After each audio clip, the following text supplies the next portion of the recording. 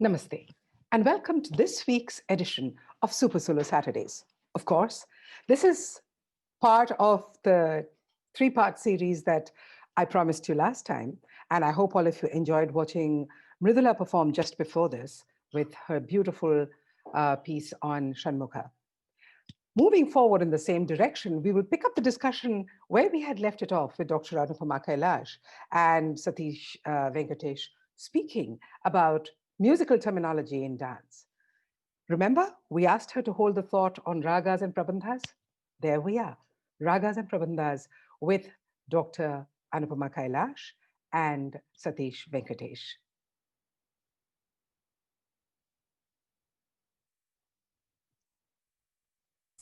Anupama ji, namaste.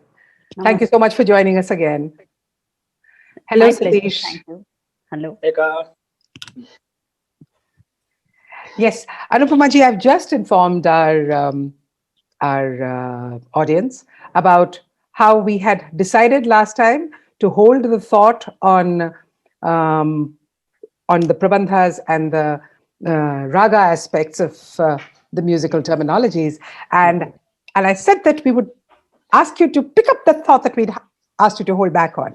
Yes. So over to you on the question that Satish had asked, really, and when you said that it's a very deep and long question, an involved question to respond to. Well, we are hoping that we are going to be able to hear part of that from you now.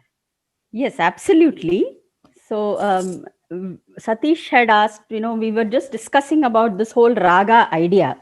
And, if you look at the chronology of the whole idea, then like we had already discussed, the Natya Shastra has the word raga, but not in the context in which it developed, later in Brihadisi and then even later in Sangita Ratnakara. So if you look at the chronology, it's actually Natya Shastra, Dattilam, which are together in the same era. Now, before the Natya Shastra, there are a few, there's supposed to be one or two texts which predate the Natya Shastra. Like, for example, the Naradiya Shiksha. Now, Naradiya Shiksha is supposed to be a work that connects the Samagana to the idea of music. Okay. And in fact, some of the scholars opine that it is the first time that actually, Daivika or divine and Laukika music, there was a bridge made between these two ideas. So, but again, in that text also discusses Swara, Grama, Tana, Sthana, Jati, Shruti, even before the Natya Shastra actually. But Natya Shastra, we already saw last time that it discusses many of these ideas. Sorry to interrupt you, but is this text available? Is it accessible in any manner? It is available in parts, but it's not like a proper text that you can access. Okay. Because it predates the Natya Shastra also. Yeah, so I was wondering how it would have been preserved, and it's more like how an Upanishad is preserved, basically. Okay. So it's in that format.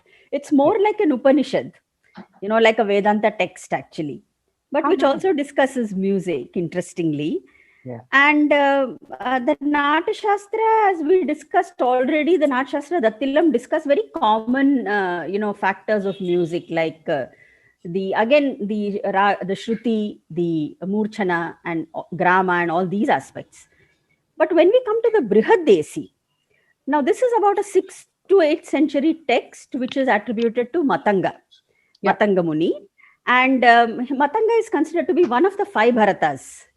Actually, this whole Bharata concept itself is very much like a Brahma and Indra concept. So it's not really a person, but rather a padavi, or a position the person holds. So it's almost like that. So among the 5 Bharatas, that is Kohala, Nandikeshwara, Dattila, Bharata, Matanga, 5 of them, Matanga is one of the Bharatas. So he has spoken about now what his contribution, as the name suggests, Brihadesi revolves around establishing a Desi tradition of music. Yeah. So you take the idea of Margi Desi and create a bridge. Primarily, that's what Matanga did.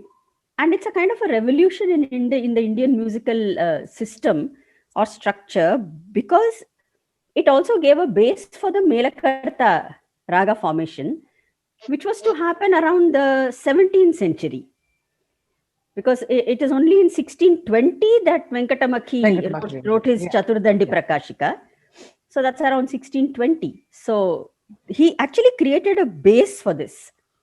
So Brihadeshi talks about Gita, it talks about Vadya, it talks about Nritta, and like other earlier treatises, it also discusses Nada, Grama, and the Samaga, gramas.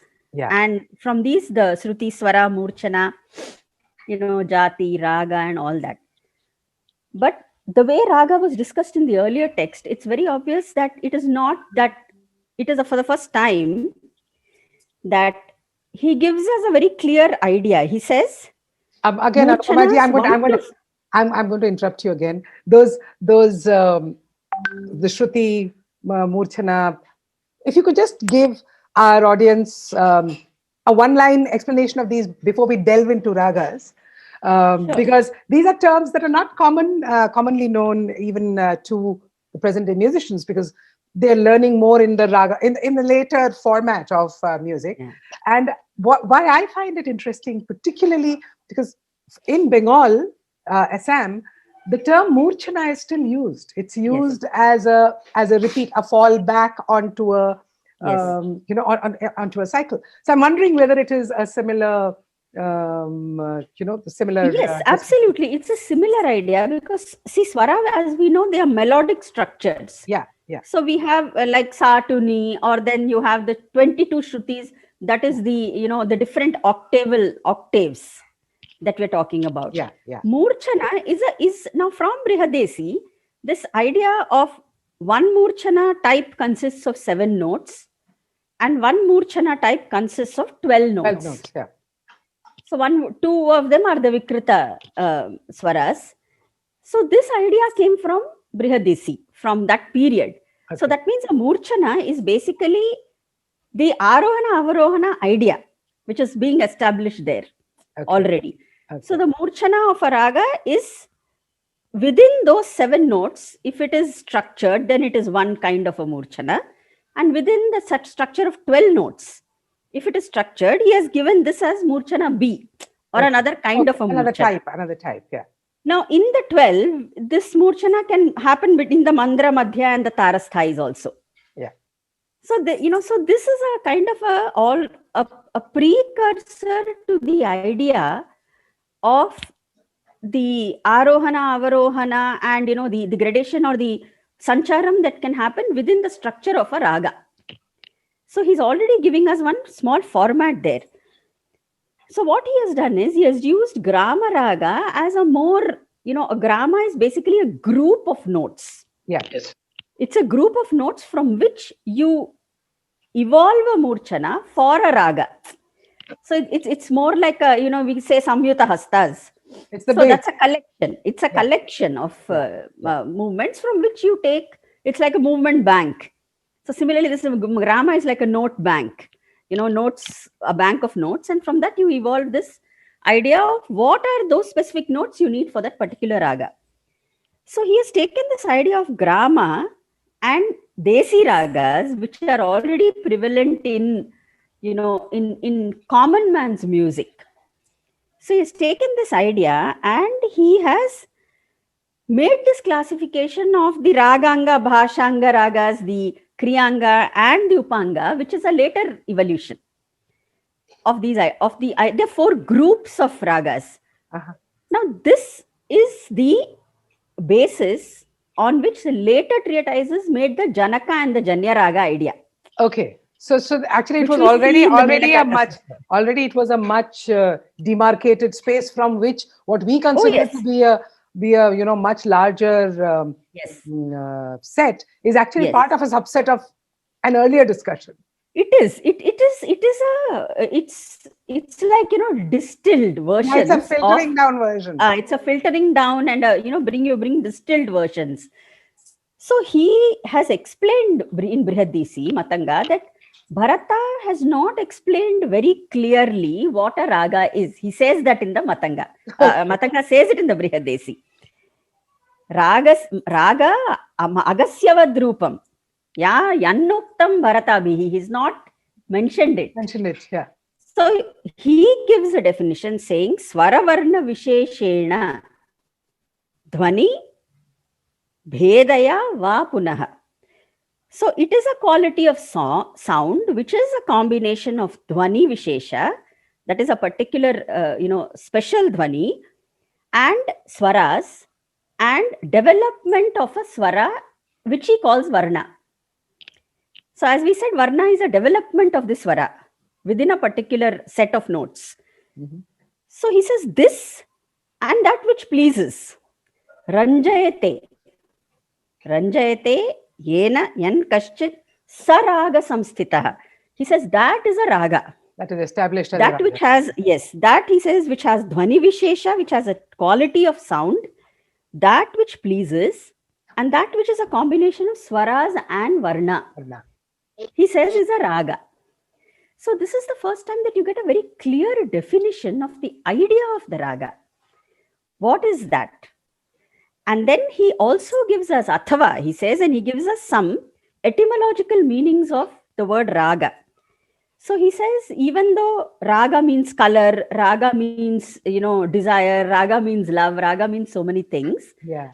But since it comes from the root of ranj or raj, he says we must take it as something that is pleasing. Pleasing. So therefore it is a raga.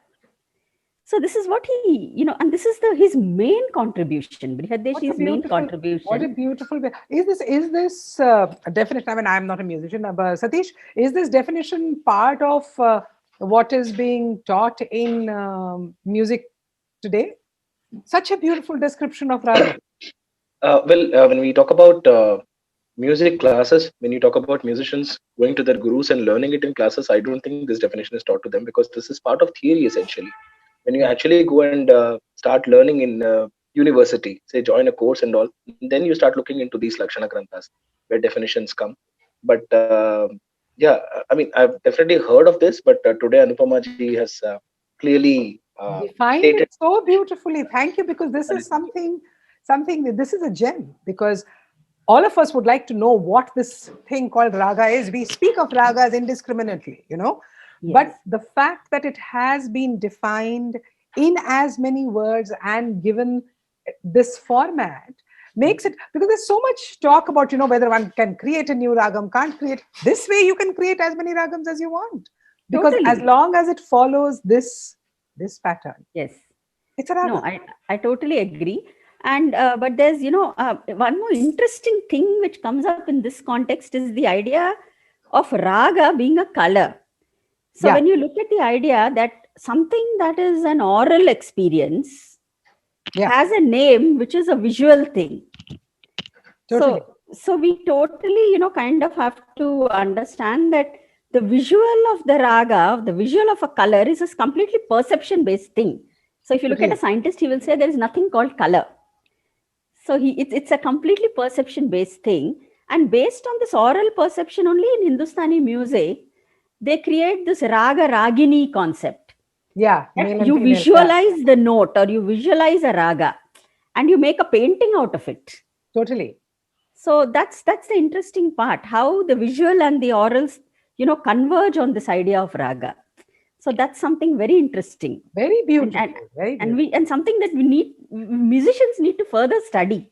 Also, I think you and I both as dancers will appreciate it so much more, because technically, what are we doing, as we have been discussing over all these discussions on music? Yes. We are trying to express that musicality.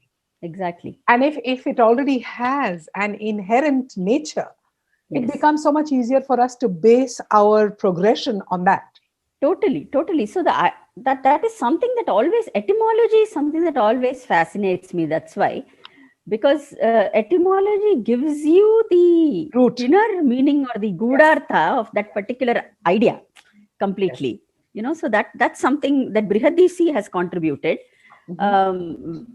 significantly. Now, taking from the Brihadesi, Sangeeta Ratnakara is one of the major texts. which defines almost coming towards the 13th century. Mhm. So between Sharangadeva is between around 1175 to say 1247. So that's his period. Uh-huh. So the 13th century text Sangita Ratnakara has picked prolifically from Natashastra, from the Dattilam, and from Brihadesi. And it talks about a few of the other texts like Sangita Makaranda and one or two. But Sangita Ratnakara's contribution is big for the medieval music system formulation. Okay, yeah. Because for the first time, Sangita Ratnakara gives us the Prabandha idea. Now, Prabandha is a used, it's a word that's been used in so many contexts in Indian thought. Yes, yes. No, so- I would surely like Yes. to ask something to Yes, sir. Anupama-ji. Yes, So yeah, before we go into Prabandha, yes, something about the Arohanam Avarona concept. Now, you just said that Matanga's Brihadeshi kind of gives a base for the Janaka Jani Raga systems to develop Yes. later.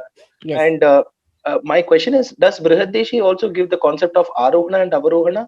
That's my question. Why I'm asking this is from recent lecture demonstrations Yes. that I went through online, scholars like Vedavalli Amma, Sangeeta Kalanidhi Vedavalli Amma, or many senior musicians say that once upon a time, music was taught to students not based on the Arohana and Avarona, and it is purely based on Murchana, because when you look at Murchana. Lakshana Granthas, Correct. phraseologies are given. Yes. Aruna Aruna is just like a skeletal work. It is like one basic structure of That's what all. that raga is all about. But Yes. raga is definitely not based on Aruna Varuna, and it is based on the murchanas, the phraseologies that we derive from different compositions. Compositions Yes. actually give us phraseologies from which we build up a raga for our improvisation. So does Matanga's Brihadeshi also talk about concept of Aruna Varuna, or has it come later in other texts, starting from say Sangeeta Ratnakara onwards? Or how is it? Because Janaka Jani Raga system is also based on Aruna and Avarona. It doesn't give, say, Yes. Murchana. Murchana comes later, I think later. In Chaturdandi Prakashika, I don't think we have Murchanas. We only have the Aruna and Avarona. Murchana is a prior concept. It's before, It's a prior before concept. this, yeah. So Brihadesi, so you're absolutely right. In the Lakshana Granthas, Arohana, Avarohana are not the base for a raga. Yes. So that idea doesn't exist there. So it's your gramas, and then Yes. the murchanas and the jatis that evolve from the gramas that form the base for the raga. Yes. That is all till Sangita Ratnakara. That's how it is. Okay. That's how it is. Later, when actually the Arohana and Avarohana, what I really don't know. Musicians must confirm this. They are more like parts of the structure. Hmm. It's not considered Yes. to be the base of the structure. Hmm. Actually, it's like an anga. It's like one of the angas. The Correct. idea of ascending notes or the idea of descending notes. Correct. In fact, if you look at the word murchana also, the word murcha means to become Murcha means unconscious. to faint. Yeah. To faint. Yeah. So basically, it talks of the descent.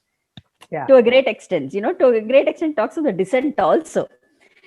So that way, they're absolutely right, because the idea of the Arona Avarona being the basis on which you understand the raga didn't exist even till Sangeeta At all. Ratnakara period. Yes. Definitely Yes. not. So after Sangeeta Ratnakara, you think the Arona concept has come? Like, do you have any idea? Definitely. I think it's after that. It's after that. Exactly at which point Yes. Arohana Avarohana became the base to decide the raga idea. That is something that musicians will have to look into Yes, in deeper depth. I think because then they will have to between the period of Sangeeta Ratnakara, the period of Annamacharya's Sankirtana Lakshanam, and the period of Venkatamakhi's Chaturdandi Prakashika and Govinda Dikshita, his father, his Yes. work, between these 4 centuries, what took place? Right. That is a fantastic area of research for musicians. I think Yes. Anupama-ji, that is the time in which the grammarification of music took on significance, because till then music Yes. was practiced as a practice. It wasn't something that, and it has always been a matter of handing down over generations. So, and every generation added or left out little bits. But I think when they started turning it into, when more codification came into it. That's when they had to bring it down to the smallest level that they could, understandable by the common person, when the Arohanam, Avarohanam concept must have come. And- Because even the Murchana is a very broad concept. It's a very broad concept. Also, another thing happened because the inclusion of vernacular and people's music. Exactly.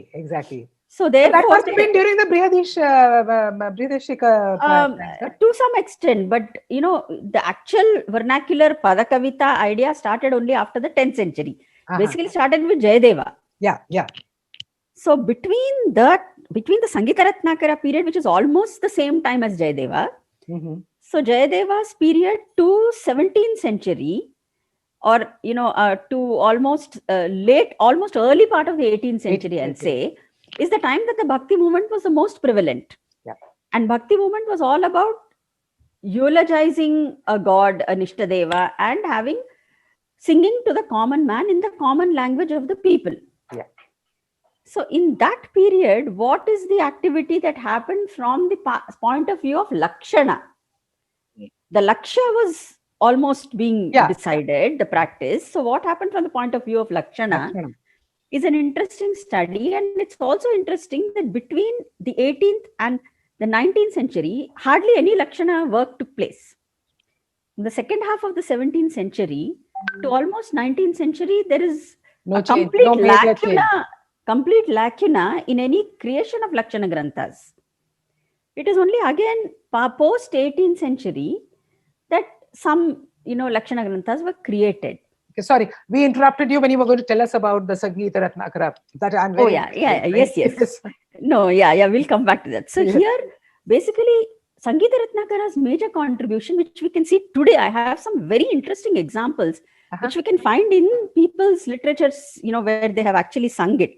So, Sangita Ratnakara's major contribution of the medieval period is the contribution of the Prabandha. Now, we know that Prabandha is a word that has been used in several contexts. Yeah. From the point of view of Kavya, pure literature or literary work, Prabandha and Nataka are two parts of the Kavya. Yeah. From the point of view of music, Prabandha is a kind of a song structure, basically. So there is one quotation here which is very interesting as I'm telling you about Sangita Ratnakara, which I found in the Sankirtana Lakshanam written by Annamacharya, which his grandson has translated into Telugu. So in that there is one line where he clearly says, Ramaniya Sangita Ratnakara Prabandha Adhyayamuna Yuktamaina Padamu. That's a line he says. So he says, Annamacharya's songs have taken the kind of song that you find in the Prabandha Adhyaya of Sangita Ratnakara. He clearly tells you that in the Sankirtana Lakshanam itself. So he mentions Sangita Ratnakara and the importance of the Prabandha chapter there itself. And he calls them Padamulu. So he calls them songs. So if we look at the structure now, see, let's look at the structure. So in the Prabandha chapter, it starts with the idea of the Gita. He says a delightful arrangement of notes is a Gita.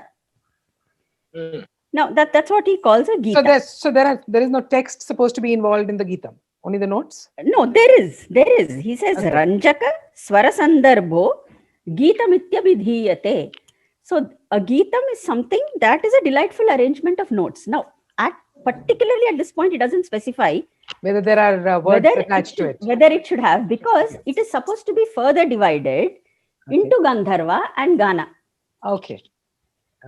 So he says Gandharvam is sacred music, and he actually says the ancient tradition practiced by the Gandharvas or the celestials in accordance with definite rules. So he says Niyatam, definite rules, Hetu, as a means of achieving universal good.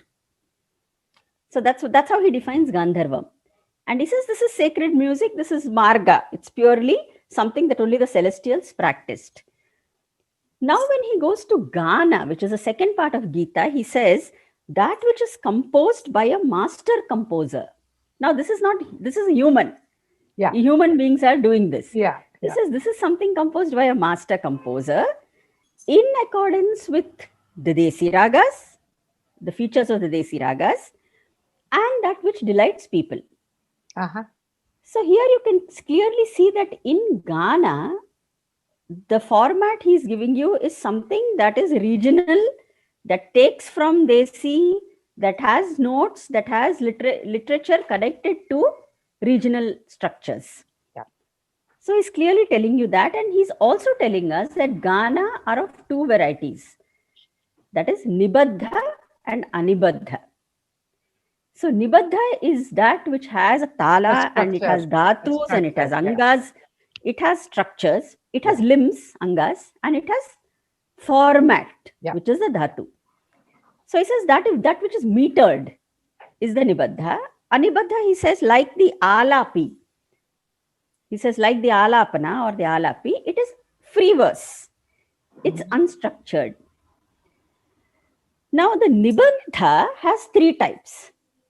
If you further break it down. In the Nibaddha, the first is the Prabandha. Then comes the Vastu and then comes the Rupakam. Now, here if we have to read very carefully when we read it, because he doesn't say there are three parts of the Parts. Nibaddha, but he says there are three different names for the Nibaddha. That's how he explains it. So he says Rupakam, because Rupakam also means drama. Yeah. So he says that means there has to be an emotive content. There has to be an emotional content. Vastu, because it is highly structured. Prabandha, because that's a song format. Anupama ji, as you are describing this, what comes to my mind is that in the Sankhya Upanishad, and Satish, you will remember, we have sung large portions of it during that dance drama of ours. We actually had all of these words, all of these terms are there. And they're all to do with how the structure is laid out for musicality and for movement. Yes. And in fact, it is supposed to be replicated. In fact, there are portions that describe how in the animal kingdom they are done. It's an amazing text. And now I mean, of course, it was amazing for me then when I was putting it into the dance drama. But now that you're speaking of exactly the same words, meaning almost exactly the same, the Sankhya Upanishad suddenly takes on a whole new level of connotation. Exactly. Yeah. Yes. Because that this has all come out of that, and every one of these words I know because I've danced each one of these descriptions. Yes. And that is so interesting. It's amazing how our musical structures were never really isolated in growth. None of our structures were isolated in growth. They were all organically built into, and that Sangeeta concept is so absolute because it includes everything. But I also think that it also speaks so much in terms of the other formats, architecture, and we could go into an entirely different discussion based on this. I'm just very excited to. Totally. In fact, Vastu, Dhatu, all of this are equally relevant to the Vishwakarmas, exactly, or to the Shilpa Shastra or any of these. Exactly. In fact, I was teaching one section called the Talamana system of the Vishwakarmas. So that their main denomination or their ratio around which they build the vigrahas of the divine divine characters like the gods, that is called Aditalam. That structure, and it has eight beats, limbs to the idea. So that's what is very interesting, that how the same common words are repeated in every system. It's there in philosophy, it's there in music, it's there in literature, it's there in Shilpam, it's there in dance, it's there in Natya. So it is amazing. It is amazing. It's just so exciting when you can find the links and suddenly they make sense, a little bit more sense than they would. So all the more now when we look at Jayadeva's say Ashtapadi, we understand that now the same Prabandha is supposed to have 4 parts: the Udgraha, the Melapaka, the Dhruva, and the Abhoga. Now, if you look at it, he says Udgraha is the starting point. Melapaka is the rejoinder or the joinder or the joining portion. Dhruva, he calls it the invariable. That is why the dhruvam keeps repeating Yeah. after every charanam, because that is K, the constant in the entire song. Uh-huh. This idea has definitely come from the prabandha, because the pallavi, anupallavi and the charanam structure was not yet structured Developed, by the yeah, time of yeah. Sangita Ratnakara or Jayadeva, who are actually contemporary. Sharangya-deva and Jayadeva are almost Jayadeva, contemporary. yeah. So if you look at it, he has taken the idea of the invariable dhruvam, obviously from the prabandha idea of Sangita Ratnakara. Yeah.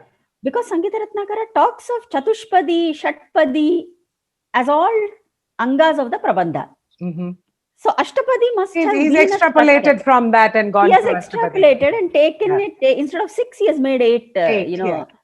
stanzas. Dhruvam, And he Dhruvam has also, created Dhruva, this. Dhruva also, and the word itself means truth, or the invariable. Invariable, something that you keep coming back to. Yes. Basically, yes. the idea is something that you keep Yeah. coming back to. Yeah. The Yes, that refrain, is what really. is a refrain. That is what is a dhruvam. Though, I just looked at this link online, which talks about, of course, the 4 dhatus, as you rightly mentioned. Yeah. And it says Dhruva is the invariable, and it also says Udgraha, or the beginning, is also an invariable. And they refer, the example that is given is slightly different. Please correct me. That Dhruva refers to the Charanam and Udgraha refers to the Pallavi. But you just mentioned, Anupamaji, that Udgraha is something that Dhruva is something that repeats itself after every Charanam. So are you referring to Dhruva as the Pallavi here, being the invariable? Okay. In fact, the dhruva is what is considered to be what developed later into the pallavi. In Jayadeva's composition, Satish, every place where he has written Dhruvam, he's actually going back to the original line. So I'm assuming, because his were all. So again, again, I will not assume, because Jayadeva may have used the format like that. He might have taken the word invariable, Dhruvam to be the invariable, and he may have inserted it there as something that keeps reoccurring. Repeating, yeah. But if you look at the Salaga Suda Prabandha idea, there are different connotations to Abhoga and to Melapaka and to Udgraha also. Okay. There. So, like for example, if you look at the Suladis, Abhoga is a section where constantly the Namavalis of the gods will keep coming.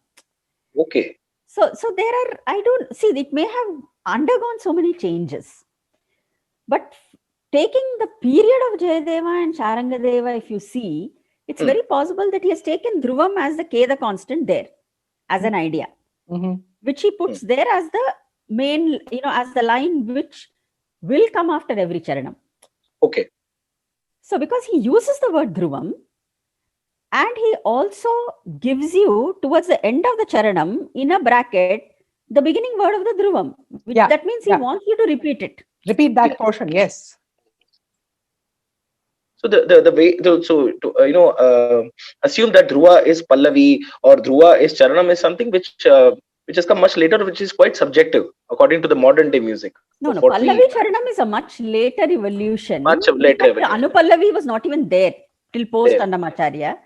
So it is only Annamacharya's time that the word Pallavi, around that time that the Pallavi idea came. So because of the Padakavita, because of Prabandham converting slowly into Pada Sahitya or Padakavita. Well, if you look at it that way, Anupamaji, the word Pallavi is used variously even in our dance formats. For instance, what is Pallavi in Odissi is not what we understand by Pallavi in Carnatic music, for instance. No, it's not. So basically, Pallavi means a refrain. Refrain, yeah. Pallavi also means a refrain. So when you say Pallavi, Swara Pallavi, Sahitya Pallavi, Shabda Pallavis, as used in the Devadasi traditions and used, which is later adopted into Odissi as a tradition. If you see, basically the same line keeps repeating. Yes. So that's why, because it's a refrain. You have only one line. And if it's a Swara line, that line keeps repeating. If you have a Shabda structure, that line keeps repeating. Exactly. So I think all these terms, they evolved as generic explanations of the function of that particular idea. Yes. They evolved as generic, explanations of the function.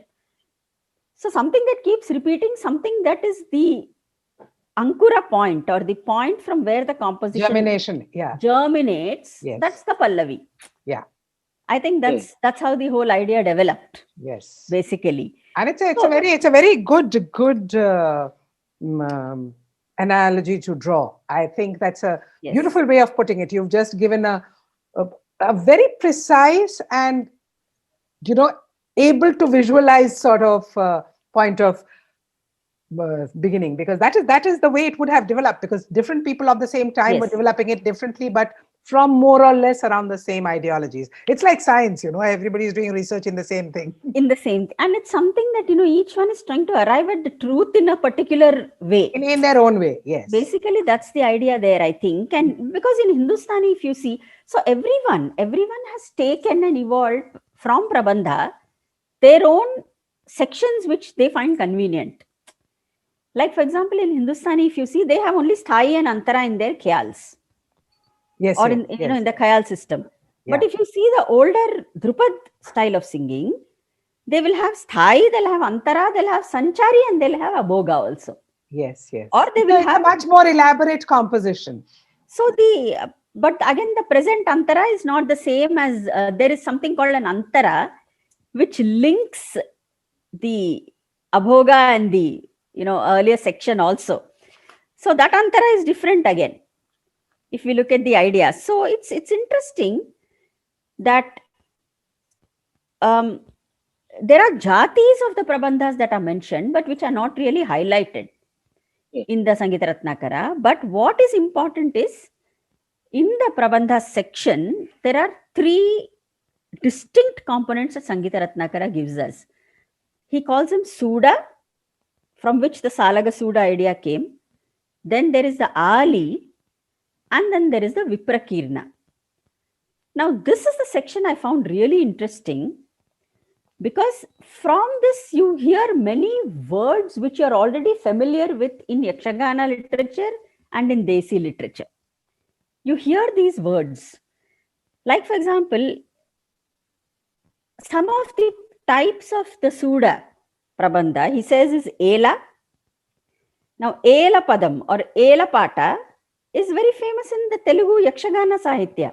That is also something that I was telling you earlier, that I think a lot of the original terminology has been retained by the dance and theatre forms of Andhra Pradesh, because a lot of this text was written in Sanskrit and Telugu, which were prevalent as a regular, the common man's language in that area. Yes. And I think a lot of it got preserved on account of that. Exactly. And interestingly, Annamacharya mentions very clearly the Ela Prabandhas in Sankirtana Lakshanam. And he says Ela is a kind of a Prabandha, and it is being taken and it's being adopted into the song format. So we can see the Ela. Then you can see the Karana Prabandha. Now, as per the legend that goes, Gopalanayaka of the Tanjavur area takes this Karana Prabandha to the court of Tughlaq around Amir Khusro's time. So Amir Khusro, he's supposed to have learnt the Karana Prabandha from Gopalanayaka, and that is the basis for the Tarana. Okay. Now that is what they say in this. Well, that is a way of linking the two styles together, because there are so many similarities in any case. And there is another version of the same evolution of the Tillana from Kaivada Prabandha. Now this Kaivada, you find for example, okay, we'll come to that. So Ela Karana, basically Ela Karana Vartani Dhenki Lombada Jhombada Rasaka Ekatali. This is a word you find in a lot of the Yakshagana texts of the Tanjavur period also. They will give you a song and they'll say it is in Ekatali. Now, basically, what all musicians will do is they will assume that Ekatali was the older name for Ekatalam. That is what we will assume. Okay. It is dangerous to make such assumptions, because we don't know whether that is what it was or not, because Ekatali is given as a format of a Prabandha or a type of a Prabandha. Okay. With its own definitions and its own features. So But if does they- the speed vary? For instance, the speed could serve, if it is an ekatali, if it's a single beat, that you're not giving it different angas. If you're doing it with a single beat, then that beat could be of 3, 4, 5, 7, 10, 15, 14 it could be, aksharas, but whatever. So, that what musicians will have to do is they'll have to look at the definition provided in Sangeeta Ratnakara for ekatali and see if they can understand it in the context of present day music. So if they do that, because it is considered to be a type of a prabandha, ekatali, it's not referred to as a tala. Ekatali is referred to as a type of a prabandha. So what are its sangas, what are its dhurvas, what are its abhogas, they'll have to figure it out. Musicians will have to work on this, this aspect, because they will be familiar with the terminologies of today's terminologies and yesteryear terminologies. So I found this very interesting because Ela Prabandhas we find in the Yakshagana texts. Karana Prabandhas, we have legends connected to them. The Rasaka, the Dandalasaka, the Rasaka or the Rasaka structures, which you find in Rittaratnavali, also talks about a kind of, a dance, a musical structure. Now, how exactly it is, we don't know. And then you come across this word ekatali also in the Yakshagana texts. So I found this whole Suda section very interesting. And for the Ali and the Viprakirna, there are number of varieties they've given us. Like, so Ali has Varna, the Swara, the Gadya. Gadya is a very common term. We have Venkateshwara Gadya. So Gadya is basically a Prabandha pattern then, if you look at Sangeeta Ratnakara. well, in literature, Gadya is just text. So that's exactly what it is here also. So it says something where there is no tala structure, but it has certain rules have been given for the Gadya, which we don't have to go into. But Gadya is primarily like a Vachana or a prose text, which is in praise of something. Then he talks about the Kaivada. Now, if you look at the Telugu evolution, Kaivaramu, we have the Kaivaramu. Kaivaramu basically eulogizes a god or a king. Now, there is a lot of surmise that from the Kaivada came the Tillana. Because if you look at the idea of the Kaivada here, if you look at the definition, it says the first part should have swaras and sounds, syllables. And only later should the Sahityam come. So while some say that Tillana evolved from Karana Prabandham, some say that it evolved from Kaivada. But Telugu scholars like Balantrapu Rajinikanth Rao and others, they also feel that the Kaivada is the basis for the Shabdam and the Salam Darvu format also.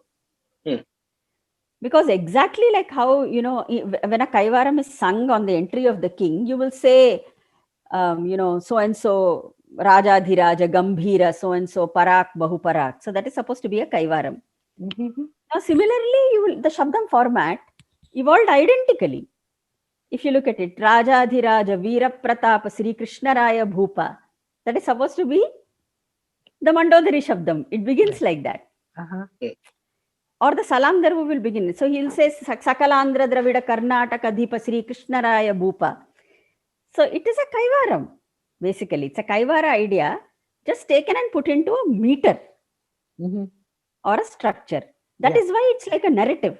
Musically also the same tune keeps repeating. Either in Kamboji or in Shabdam or in Mohana. So I have two questions to just increase my knowledge about this. Does it have mnemonics like this Kaivara? Because you say that Kaivara is also probably a basis for Tillanas, the concept of Tillanas. Does it have so I'll tell you the mnemonics? Oh yes, it has I've just written here the definition of Kaivada.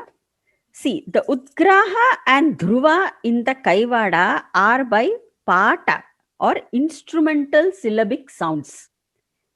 So the opening, the Udgraha, which is the opening, and the refrain, which is the Dhruvam, he says. Defined like this.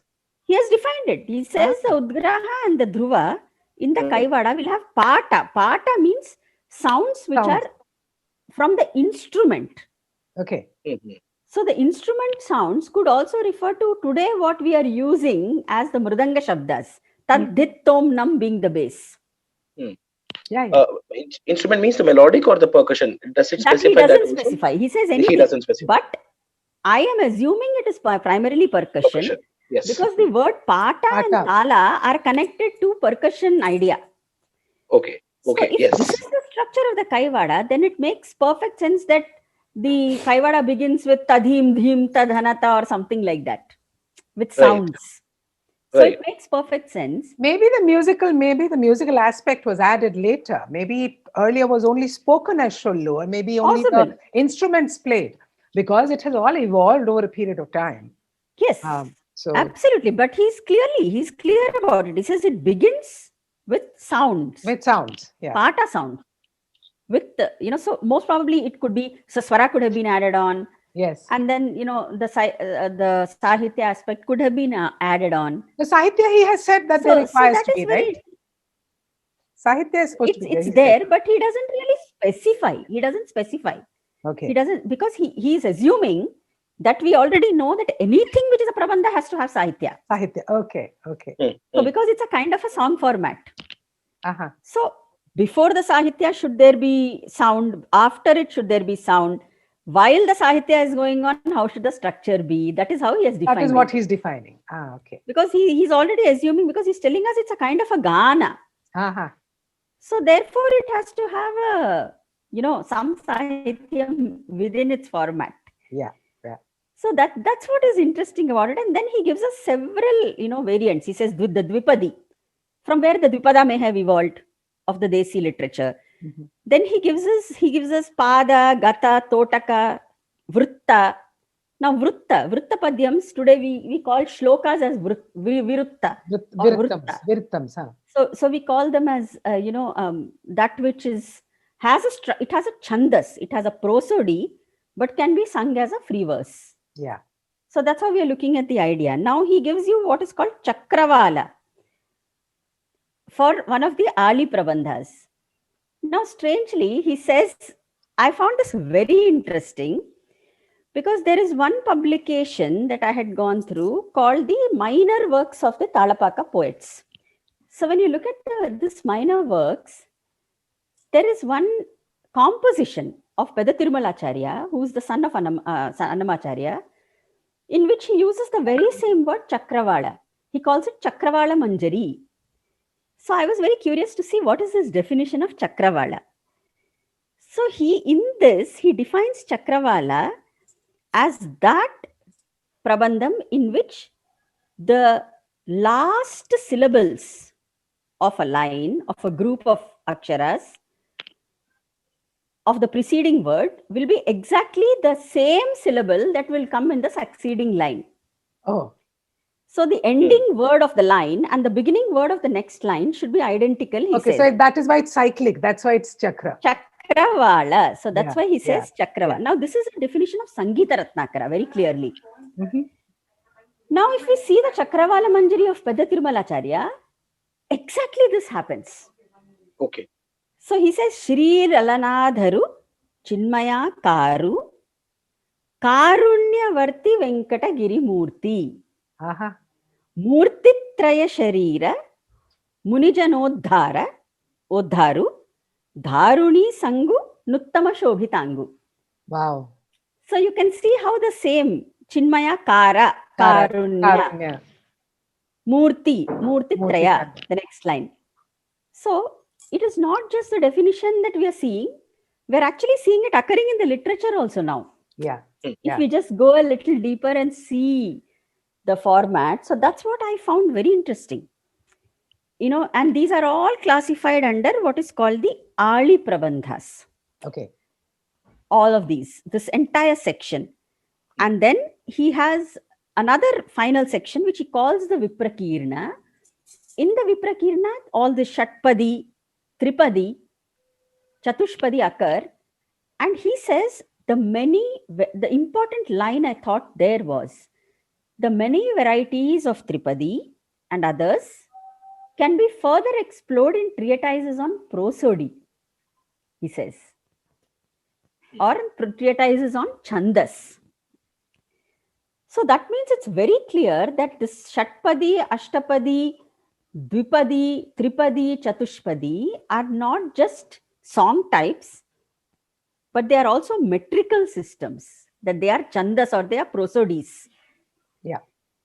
So therefore, somebody needs to study Jayadeva from the prosodic or Prosody the point of view. metrical Yeah. point of view. Yeah. Some study has been done. I mean, I have those notes with me where Rajinikantarao garu, Balantrapa Rajinikantarao, a very great musicologist of the Telugu land, he has studied the structure of the Ashtapadi and given us some ideas. So, but I didn't include here because we won't have the time to discuss that today. I feel like we should just have you around for the whole year, you know, and just because there's, you see, the fact is that there is always, I mean, I've been sitting here immersed in listening to you because there's so many things that are matching up with ideas that I have in my own mind about, Yes. you know, about all of this. And Yes. and I know that it must be the case with so many others who want to explore the musical structure. Very, absolutely. It's You know, very interesting how you find the basis. So, you know, I mean, if we had had time, I don't know whether we have the time, I would have definitely, you know, spoken a little more about these individual systems of music that we see, like the Swarajati, like the Varnam. So I have also now gathered quite a little, you know, extensive information on this idea. And it's very interesting to me how the progression happens. And so I what also we will find do it is very periodic. I don't want to rush through that. Okay. I want to, because those were part of the you know, of the original Idea. discussion Yes. that I wanted us to have, and True. I think we will do that. Let us instead of 3, we can always have 4, because I do also want very much to pick your brains on that discussion we had about the, you know, how the emotions have got spread out over the Rasa aspect. yeah, the rasas have the rasa aspect of it, but also definitely the impact in the chronological order of social, religious, political changes that Yes. have you know, that have been reflected in the manner in which we use musical compositions, Yes. not only for dance but also in music itself. Yes. You know, how the purpose changed, how, and every time you're saying these words, because I'm a teacher of Sanskrit, Yes. every one of those words says, now this is why this is like this, because this is what it means. And every word has that meaning. It tells you Totally. already, it indicates already what it is supposed to do. The fact that these words are used in the context of so many, you know, like literature, the Prabandha is a completely different idea. Yeah. So when you look at Prabandha in literature, it has a distinct set of rules. In fact, I have it written somewhere here. When you see Prabandha Lakshana from Kavya point of view, Prabandha in a Kavya should have 18 features. And only if it has those 18 features, it's Will called it a be sound Prabandha. of Prabandha? Yeah. Like, you know, some interesting features, like it should have a Puravarnana. It should have a description of a city. Huh? It should have a Samudra Varnana, Uh-huh. an ocean. It should have a Parvata Varnana, a mountain description. It should have Ritu Varnana, Uh-huh. and it should have Rati, Shringara. Very It good. should have Viraha. It should have Vivaha. It should have, you know, Gandharvas, Rakshasas, and all these components. So basically, whatever you call a Prabandha in Kavya has to have 18 features. Features, okay. Before Which it is, so it's very clearly defined structure. It's a very clearly defined structure. So basically, when I was speaking to some scholars, they said Prabandha is Prakrushta Bandha. Huh. You know, something that is a complex structure. Basically, that's again a generic term. And I must, before we end, I must thank some of the music scholars who have been speaking to me over this week, actually. So I've been trying to, and we have been trying to thrash out some of these ideas and see, you know, if we can arrive at this point where we start understanding the linkages of the dance structures and the music structures. So I've spoken to Dr. T.K. Saroja, who's a very good musicologist, Dr. Padma Sugavanam. I would like to thank all of them, actually, take this opportunity to thank them for having But these our thanks also. Our thanks to you for reaching out to them, because through you we are also getting to share the knowledge of other people No, who have it's done interesting so because, much work. like somebody like Dr. T.K. Saroja has worked with Krishnamachari, C.H. Krishnamacharyu, who is also a Harikatha great exponent. So they'll have a very good understanding of these structures. Padma Sugavanam has worked on Kohala, Uh-huh. so on a PhD thesis. So because of these, I thought it was very important that me as a dancer, I need to speak to musicians about these ideas. And we were quite amazed at, how some of these things were just popping out from the discussions and how we were Yes, trying to yes, understand these ideas. So part of another thought that I I want to really park thank with you. them for this. I want to park another thought with you. Over the last time and this time, something has been niggling at the back of my head. There are periods when all the poets were dasas, another period when they were Yes. devas, another period when they were acharyas. Are there? I mean, just it's a thought that occurred to me as we were talking just now today. So if and also you referred, remember when we were talking earlier, all the dasa poets, and I said, yeah, that's true. They were all the dasa poets, and they were that particular period. So maybe we can also look into those linkages, because they must definitely have had in some fact, effect.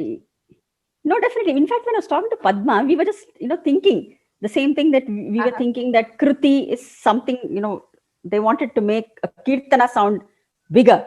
Yes. They didn't want to say that they're singing only a Kirtana, but something that is musically more complex as a structure. Or now when you take Dasa Sahitya is Pada, but you call it a Devaranama. So you are thinking, make it Ghanam, actually. No, basically you take the content as an idea and you make it appear like a format, which is confusing. That is what we were discussing that time. Remember about how the usages have totally changed because of the way the words are interlinked, and you look at it and you say, how do I know whether this is a kirtanam or a padam? It's just how they've taken the content and turned it into a name. If you simply look at a small work like Sankirtana Lakshanam, you'll see that it was all used synonymously. Interchangeably. Kriti, Kirtana, Sankirtana, Padam, all this was used. And in fact, something very interesting happened when I was teaching Annamacharya as Abhinaya, and I called it an Annamaya Padam. Somebody actually commented on a Facebook post of mine and said, but isn't Annamacharya Sankirtana? And then another person replied below down there, just saying, Pada Kavita Pitamaha, question mark. So that was the reply. So when you are calling him the Pitamaha, Pada Kavita Pitamaha of Telugu, so that means he has written Padas. Padas, yeah. So you should not have any hesitation in calling it a Padam. Exactly. So I think this is going to be. I just want to sit and drink in more from this fountain, But next time we are certainly going to, as I said, we will. The structures. I really think that would be very, very informative for both the musicians, but totally for the dancers in our community who are logged on to our system here, because that is such an enabling feature when you understand what those structures are supposed to be, and you then can do the choreography, or if you're already doing a choreography, you can understand better why it was choreographed in that manner, and why you can pick up a musical composition and how you can use it, and we will definitely do those structure discussions on those. But I'm not going to let the chance of discussing the rasa prabandha confluence and diversion go away without discussing it with you, because that is such an interesting topic. So we shall have that. If we can hold it together in the same one next time, well, yes. Otherwise, Anupamaji, you're not going anywhere. No, but I'd surely like to say one thing. Of course, the discussion about this term Padam, it will be so open-minded for us musicians to call everything a Padam, as you rightly said. But we would be heavily reprimanded for that in today's world. We will be heavily reprimanded for everything that we're talking. Anyway. Exactly. Anything. if Yeah, you so call yeah, Shringara, you're going to be reprimanded. Yes. exactly. So that's okay. So I think, yeah, for musicians, I think it is the music content that kind of determines whether it is a kriti or a kirtana or a padam, as you say. So Yes. if it's heavily But when laden with when you sangatis, saying progressive when you sangatis, that is again in the usage, na Satish? exactly, Yes. It may not have usage been of the written content, that way. It may not have No, been written that Right. way. it is Right. more, it is more in the perception of how Yeah. the scholars Right. later molded it. Yeah. I won't say scholars, I'll say practitioners molded it. Practitioners, yes. How the practitioners would have molded the idea Hmm. after a certain period of time because of the cleavage that music is a separate form, dance is a separate form, natya is a separate form. To justify the cleavage, the cleaving Yeah. of this whole thing, Hmm. this to justify this and to make each of them seem like very serious independent forms with independent structures. Right. So if you have to think of it as independent structures, Hmm. then you have to create a jargon and an idea around it to make it appear like that. Yes. That has got so much into the music system, actually. It has Fortunately got or into the music unfortunately. system. In fact, when we discuss Swarajati and other ideas next time, Yeah. we can also discuss how these things change. By the time Sangeeta Sampradaya Pradarshini came of Subbarama Dikshitar, how the patron king of a certain idea, how the whole structure changed. That is what I was talking about. The influence of socio-religio politico So many. scenarios have had on something that has also surprisingly managed to retain its original format for centuries, but Yes. it's just that the terminology or the usage or the manner of presentation may have got it divided into smaller bites. And also because of the hereditary idea of acquiring these musical structures in your family, Yeah. there is no, like, some of them, they attribute this Susani Swarajati to Venkatrama, Melatur Venkatrama, then some to Melatur Veerabhadraya, some to somebody else.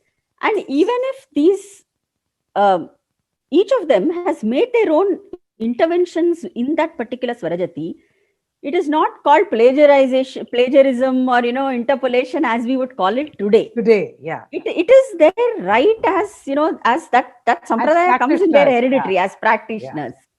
So it could be that the same Swarajati could have 3 authors of that same family. Each one adding and contributing their own version. Yes. Interpolation is very much part of our oral tradition of Indic tradition, Indic ideas. Well, look at it this way. We don't know how much of the Vedas were the original Vedas. It's a Shruti tradition. So everybody who's speaking it is adding or subtracting or forgetting. There is a lot. And to understand it also, you have several. The Shruti. Exactly. You develop the Smriti tradition. The Smriti developed the Puranic ideas to even simplify. And from Puranic, then we come to the, the song formats and all of this. So, yes, it's a never ending. It's a never ending. Anupamaji, as I said, including this, this is something that we will never, I know, come to a satisfactory conclusion upon. Yes. But I am loving the dips. And I don't know, we can't just plunge in and disappear to the other end. That would be absolute bliss, but it might not be conclusive. So therefore, thank you so much for sharing your insights this time. My pleasure, totally. And Satish, thank you for joining in. It is always wonderful to have, a three-way discussion because there's always a different viewpoint. And when two people discuss, it's never quite the same unless you're two people from diversely different. Yes, and Satish being a musician, exactly, these all things will have a deep, much larger significance for him, as a future researcher of this whole idea. And Shakti, I'm definitely a future researcher. I'm definitely a future researcher. I'm a learner right now, and I'm trying to absorb as much as possible from you, Anupamaji, and from. But I absolutely hope you're a future researcher of this idea, because some of the questions that we have left unresolved, we would like you to answer them gradually. Anupamaji, don't hurry. Satish knows that I shall now goad him and prod him in that Yes. direction and tell him, okay, you remember what Anupamaji said about this? Let's go explore that. Please do, please do. The more the merrier. The more of us, the merrier. And you know, so that's what I keep telling me. I said, I hope you're taking stock of everything that's being said, because you are my go-to person to get the theory turned into practice. Absolutely. Okay, Satish? Yes. So all this theory is going to be turned into practice by you. Totally. That's going to be a difficult task, of course. But thank you. But not Thank you for impossible. allowing me. Yes. But thank you for allowing me to be a part of this Oh, no, discussion. see, No, this is you are in fact the instigator. If you had not you introduced me to are Anupamaji, the person who you are instrumental actually in this yes, discussion. yes. I'm blessed and I'm fortunate, that I'm talking to both of you. You're so knowledgeable, and you're adding to a lot of. I'm only a knowledge seeker. I just Me ask the too. questions. Me too. The answers, Me too. the answers come from elsewhere. All of us are knowledge seekers. We are all, I'm so going and grateful to you. digging in different places. Yes, I'm yes. so grateful to you for doing that, because it opens up so much more discussion. And always my intention for these chats, Yes. these informal get-togethers, has been that we should have more discussions. Discussions, and unless we speak especially about things. I don't think I should be speaking unless I'm actually speaking to musicians about this. Yeah. Also, because I may know how to interpret it for my area of study, which is dance or Alankar Shastra or anything. But I would genuinely want to know the musician's take on it, and those musicians who have researched some of these ideas, or who have at least looked at it from their point of view. Totally. So where are the linkages? I would really like to know that. So I definitely would be speaking to more of them on this subject, I think, and we should And I really hope get you more please, insights from them. and I really hope you come out with more such work for your dance works. I mean, you come I out with the hope, audios yes. and No, video but presentations. wait, Satish. We are going to tell Anupamaji. Anupamaji, we need you to write a paper on this. Anupamaji, Okay. because All right. these discussions are wonderful, and they have the advantage of being cross-generational, and cross-sectoral. So therefore, they are in their own way a Lakshana Grantha discussion, because we're taking the essence from these larger granthas, which a lot of people don't delve into, and seeing how they apply to us at our practical level, at the levels that we are at. And that really makes it easier to formulate a discussion for should we not, because not all of us are scholars, and this sort of a discussion just makes it Any of us, so much actually, more for any of approachable. us, this is, yes, for any And of us, this is for that, I'm so the grateful to you. hermeneutics of. I'm so Oh, no, grateful, not because at a all. lot of It's my scholars, pleasure. a lot of scholars are very, very knowledgeable, but they're not able to elucidate upon those ideas. You are a practitioner, you are a wonderful speaker. I have totally enjoyed listening to you. And you make it all seem approachable. Now that is the sort of discussion that I've always strived to have, whether it's in my dance choreographies or whether it's in No, the it's very interesting, because when you actually start looking at it from the point of view of the hermeneutics of interpretation, it's really not all that complex. It's just that we are unfamiliar with it. Yes. So yes.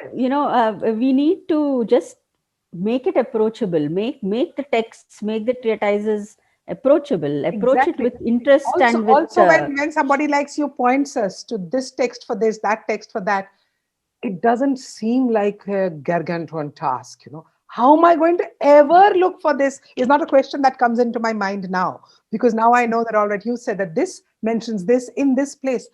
That is the sort of small bite-sized knowledge capsules that I'm absolutely treasuring, and I'm sure our audience is too. And well, I know I could carry on like this forever and ever, but I really think that we now need to bring this in, and I hope you will also take a look at Mridula's Kirtanam presentation again. And now I don't know whether I should call a Kirtanam or a Kriti, but whatever. Her presentation, which is an excerpt from her Arangetram, and we've reproduced after, I think, 10 years. And that's a short piece, and it's today with with our discussion. Thank you so much for being a part of this, and we look forward to seeing you again next week. Thank you so And much. Thank you, we will Satish. Thank you, explore this. Swagata ji. Thank you, thank you, Thank thank you. you. And I think we are going to enjoy all of this a lot more. Thank you. Thank you so much. Thank you, Anupama. Thank you, Swagata. Thank you.